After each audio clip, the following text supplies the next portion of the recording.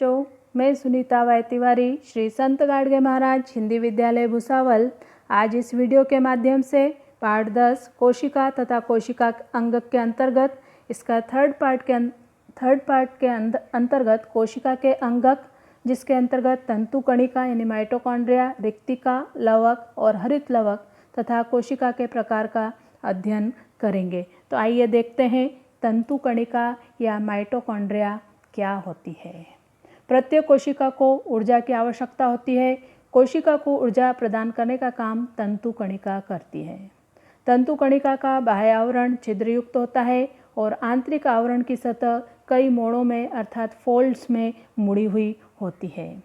तंतु कणिका के आंतरिक गुहा में जेली जैसा पदार्थ होता है, जिसमें राइबोसोम्स, फॉस्फेट के अणु तथा डीऑक्सीराइबोन्यूक्लिक एसिड डीएनए के अणु होने से तंतु कणिकाएं स्वयं प्रथिनों को संश्लेषित कर सकती है। तंतु कणिकाएं कोशिका में उपस्थित कार्बोज और वसा का प्रकीर्णों की सहायता से ऑक्सीकरण भी करती है और इस प्रक्रिया के दौरान मुक्त हुई ऊर्जा एटीपी यानी एडेनोसिन ट्राइफॉस्फेट के रूप में संग्रहित की जाती है। प्राणी कोशिका की अपेक्षा वनस्पति कोशिका में तंतु कणिकाओं की संख्या कम होती है।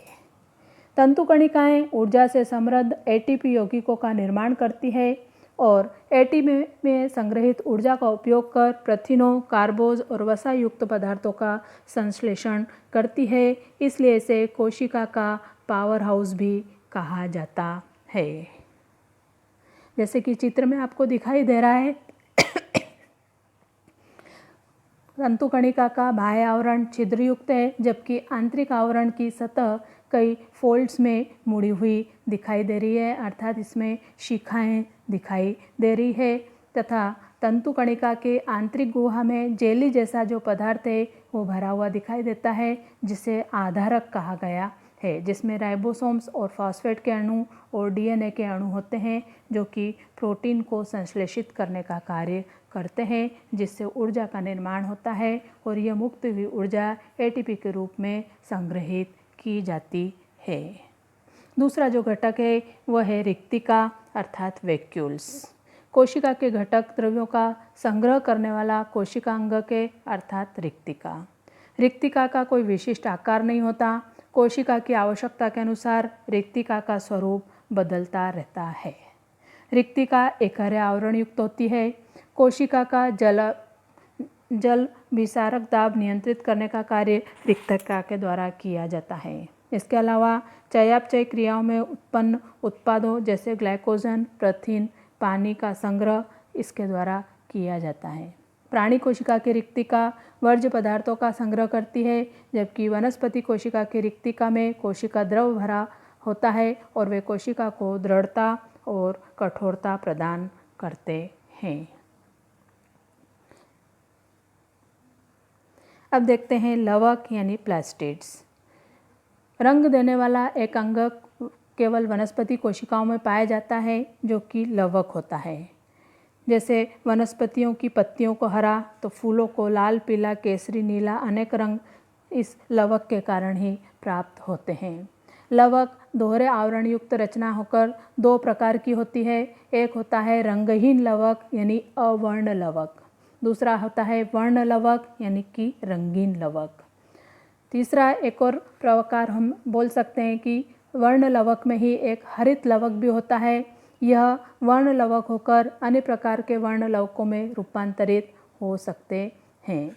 जैसे कि इस चित्र में, इस टेबल में आपको दिखाई दे रहा है वनस्पति के विभिन्न अवयवों में पाए जाने वाले रंग। जैसा कि हरा रंग पत्तों में पाया जाता है, जिसमें वर्ण लवक जो होता है वो क्लोरोफिल होता है अर्थात हरित लवक होता है। लाल रंग जो कि गाजर में पाया जाता है, जिसमें वर्ण लवक जो होता है वो कैरोटीन होता है। पीला रंग जो होता है वो ज़ैंथोफिल के कारण होता है और जामुनी और नीला रंग एंथ्रोसाइनिन के कारण प्राप्त होता है। इसके अलावा बीट में या मजिंडा में बीटालिन्स पाया जाता है। इस प्रकार अनेक वनस्पतियों में और फूलों में और पत्तियों में अनेक प्रकार के रंग पाए जाते हैं, जो कि वर्ण लवक के कारण ही होते हैं। कच्चे टमाटरों कच्चे हरे टमाटरों के पकने के बाद हरित लवक का रूपांतरण लाइकोपीन में होने से टमाटर को लाल रंग भी प्राप्त होता है। अब देखते हैं हरित लवक यानी क्लोरोप्लास्ट। वनस्पतियों की पत्तियों में होने वाली प्रकाश संश्लेषण की प्रक्रिया के लिए हरित लवक अत्यंत आवश्यक है। हरित लवक सौर ऊर्जा का रासायनिक ऊर्जा में रूपांतरण करता है। हरित लवक की पिटिकाओं में प्रकाश संश्लेषण के लिए आवश्यक प्रकीर्ण डीएनए, राइबोसोम्स और कार्बोज पदार्थ होते हैं। हरित लवक सौर ऊर्जा का अवशोषण करके उसका भोजन रूपी रासायनिक ऊर्जा में रूपांतरण करते हैं। वर्ण लवक के कारण फूलों तथा फलों को रंग प्राप्त होता है। वर्ण लवक कार्बोज, स्निग्ध तथा प्रथिन पदार्थों का संश्लेषण और संग्रह भी करते हैं। इस प्रकार लवक जो होते हैं वो विभिन्न प्रकार से रूपांतरित होते रहते हैं और अलग अलग रंगों को प्रदान करते हैं।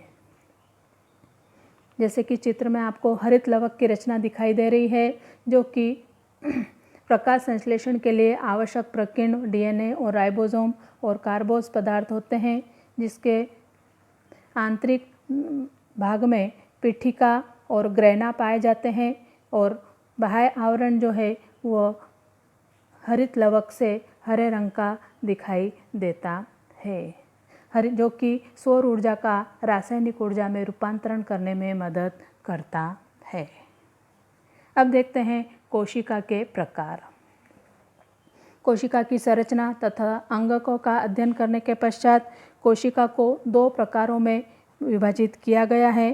पहला प्रकार है दृश्य केंद्र की कोशिका और दूसरा होता है आदि केंद्र की कोशिका।